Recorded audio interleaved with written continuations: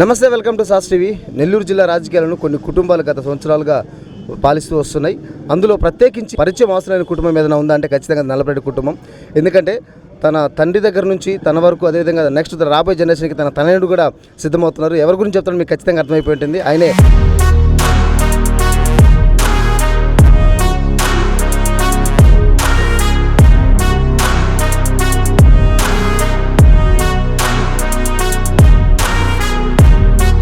ప్రస్తుత కోవూరు నియోజకవర్గ ఎమ్మెల్యే నల్లపరెడ్డి ప్రసన్నకుమార్ రెడ్డి గారు. మరి ఆయన తనని ఈరోజు ప్రచారంలో బిజీగా ఉంటున్నారు.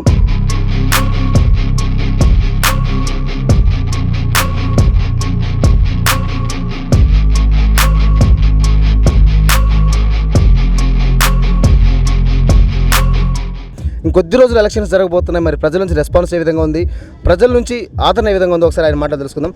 సార్, మీరు ఒక యూత్ ఐకాన్, సో నాన్నగారికి వారసుడిగా భావించవచ్చా? మేము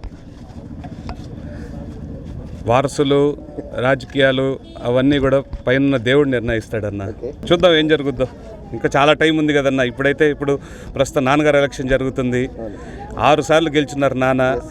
7వసారి గెలవడానికి సిద్ధంగా ఉన్నాం మేము. గెలిపించడానికి ప్రజలు సిద్ధంగా ఉన్నారు. వెయిట్ చేస్తున్నామన్నా. సో ప్రజలంటే ఏమన్నా సిద్ధం అంటున్నారు ఖచ్చితంగా జగన్మోహన్ నినాదాన్ని. అందరూ సిద్ధమా? చూశారు కదా. సో ఇది ప్రజల నుంచి వస్తున్న నినాదం కూడా. సో చెప్పండి బ్రదర్, మరొక వైపు ఏంటంటే అటువైపు చూసినట్లయితే ఒక బలంగా అంటే ఎట్లా ఉందంటే ఇప్పుడు జనాల్లో వీళ్ళు కొంతమంది ఏమనుకుంటారు, రాజకీయ నాయకులు డబ్బులుంటే చాలు గెలిచేయచ్చు, ప్రజాభిమానం అవసరం లేదు అనే ఒక ధీమాతో ముందుకు వెళ్తున్నారు. ఆ లెక్కను చూసుకుంటే డబ్బులను ప్రతి ఒక్కరు రాజకీయాలు గెలవాలి. సో ప్రస్తుతం జరుగుతున్న పరిస్థితిని ఎలా చూడొచ్చు? డబ్బుతోనే రాజకీయం చేసే పని అయితే ఇంకా శాశ్వత ప్రధానమంత్రిగా అంబానీలు వాళ్ళే ఉండిపోతారు. డబ్బుతోనే ఎవరు రాజకీయం చేయలేరు.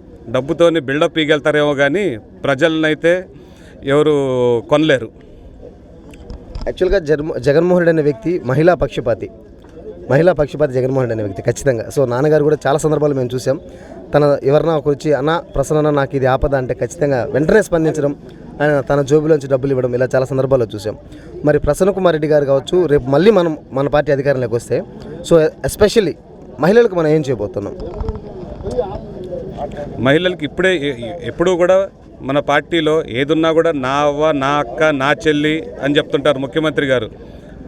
సో ఏదున్నా కూడా మహిళలకే ప్రాధాన్యత ఇస్తుంది మన ప్రభుత్వము.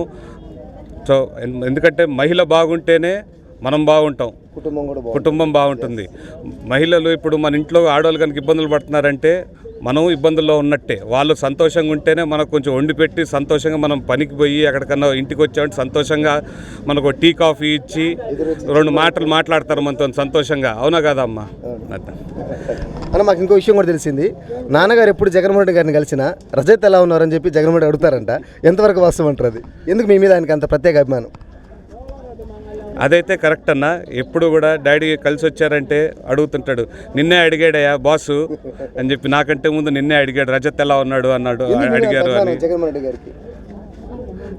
మనము నేను ఎంత ఇష్టపడితే ఆయనకు తెలుసు అన్న, నేను ఎంత ఇష్టపడతాను అన్నని చెప్పి. మనం ఏది కూడా పోయి ఎప్పుడు కూడా అన్నని నాకు ఆ వర్క్ ఇవ్వన్నా, నాకు ఆ మైన్ ఇవ్వన్నా నేను ఎప్పుడు అడగలేదు.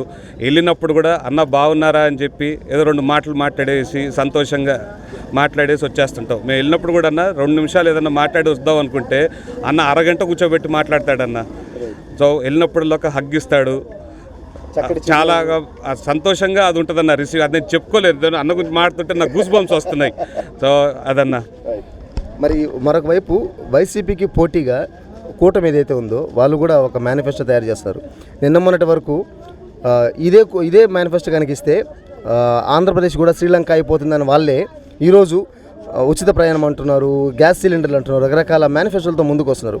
సో ఈ మేనిఫెస్టో ప్రజల మీద ఏమైనా ఎఫెక్ట్ చూపించే అవకాశం ఉంటుందంటారా, లేకపోతే స్వచ్ఛంగా ప్రజలు వైసీపీ వైపు నిలబడతారంటారా? స్వచ్ఛంగా వైసీపీ వైపే నిలబడతారన్న. ఎందుకంటే గత ఎన్నికల్లో సీఎం గారు ఏదైతే చేస్తానని చెప్పారో అవన్నీ 99% పూర్తి చేశారు. చంద్రబాబు గారు గతంలో కూడా ఇచ్చారు. 2014లో పెద్ద బుక్లెట్ ఇచ్చారు ఒకటి, మేనిఫెస్టో అని చెప్పి. దాంట్లో 10% కూడా చేయలేదు బాబు గారు. ఇప్పుడు మళ్ళీ ఫ్రీ బస్ అంటాడు, 3 సిలిండర్లు అంటున్నారు, 4000 పెన్షన్ అన్నారు. 4000 పెన్షన్ ఇప్పుడు లాస్ట్ పేజ్కి తీసుకెళ్ళిపోయారు మేనిఫెస్టోలో. అప్పుడే ఆయన మార్చేశారు. ప్రజలు ఎవ్వరు కూడా ఆయన నమ్మరు. ప్రజల్ని మేము అడిగితే, నేను అడుగుతాను వెళ్ళినప్పుడు, అక్క 3 సిలిండర్లు ఇస్తారంట నమ్ముతావా అంటే, ఆయన ఇచ్చేది లేదులే బాబాయ్ మా తెలుసులే ఆయన గురించి అంటున్నారు. సో ఎవ్వరు కూడా నమ్మట్లా చంద్రబాబుని. అయిపోయింది, చంద్రబాబు పొలిటికల్ చాప్టర్ అయిపోయింది. సో ఫైనల్గా ఈ వేదికగా అంటే ఇంకా ప్రచారం కూడా ముగించిపోతాం ఒక 2 రోజుల్లో. ఫైనల్గా మన కోవూరు నియోజకవర్గ ప్రజలకి ఏదైనా మెసేజ్ చెప్పండి ఏం చెప్తారు? కోవూరు ప్రజలందరికీ ఒకటి చెప్పదలుచుకున్నాను. మీలో ఒకటిగా ఉంటాము. మా కుటుంబం, నాన్నగారు ముఖ్యంగా మా కుటుంబాన్ని ఇప్పటికి 9 సార్లు గెలిపించారు. మేము అభివృద్ధి చేయకపోతే, మీకు అండగా లేకపోయి ఉంటే మమ్మల్ని గెలిపిస్తారా? ఎన్ని రాజకీయాలు ఉన్నోళ్ళు ఇప్పుడు ఉన్నారా? నల్లపురెడ్డి కుటుంబం మాత్రం గెలిచినా ఓడినా, ప్రభుత్వంలో ఉన్నా, అపోజిషన్లో ఉన్నా కూడా 9 సార్లు గెలిపించారంటే దాని అర్థం ఏందన్నా? వాళ్ళకి మా మీద ఉన్న నమ్మకం, మేము వాళ్ళకి మంచి చేశాం కాబట్టే వాళ్ళు మమ్మల్ని ఆదరిస్తున్నారు. ఖచ్చితంగా నాన్నగారు 7వసారి కూడా పెద్ద మెజార్టీతో మళ్ళా గెలుస్తారని చెప్పి నమ్ముతున్నామన్న. కోవూరు ప్రజలందరూ కూడా నాన్నగారికి అండగా నిలబడతారని, డబ్బుడికి అమ్ముడు బారని చెప్పి నేను నమ్ముతూ నాన్నగారిని పెద్ద మెజార్టీతో గెలిపిస్తారని ఆశిస్తున్నాను. ఇది ఇందా మనం అనుకున్నట్లు నెల్లూరు జిల్లాలో ఎస్పెషల్లీ నల్లపురెడ్డి కుటుంబానికి పరిచయం అవసరం లేదు. గత కొద్ది సంవత్సరాలుగా ప్రజలకు అండగా ఉంటూ, ప్రజలకు ఏ అవసరం వచ్చినా సరే మేమున్నాం ముందు అంటూ నడిపించే కుటుంబం అది. సో రాబోయే ఎలక్షన్, ఇంకొద్ది రోజులు ఎలక్షన్స్ జరగబోతున్నాయి. జూన్ 4వ తేదీన రిజల్ట్స్ కూడా రాబోతున్నాయి. ఆ 4వ తేదీ తెలుస్తుంది నల్లపురెడ్డి కుటుంబం పట్ల ప్రజలకు ఎలాంటి అభిమానం ఉందో, ఎందుకు ప్రజలు కోవూరు నియోజకవర్గ ప్రజలు నల్లపురెడ్డి కుటుంబాన్ని అంత బాగా ఆదరిస్తారంటే దానికి చాలా కారణాలు ఉన్నాయి. సో ఇప్పుడు మనం చెప్పుకున్నట్టు అవసరం వచ్చినప్పుడు అండగా నిలవడం కావచ్చు. ఇప్పుడు రజత్ రెడ్డి గారు చెప్పినట్టు అధికారంలో ఉన్న ప్రతిపక్షంలో ఉన్న ప్రజల వైపే వాళ్ళ ప్రయాణం. సో కాబట్టి ఖచ్చితంగా ఈసారి కూడా కోవూరు నియోజకవర్గ ప్రజలు ఆ కుటుంబం వైపు ఉంటారనడంలో ఎలాంటి సందేహం లేదు.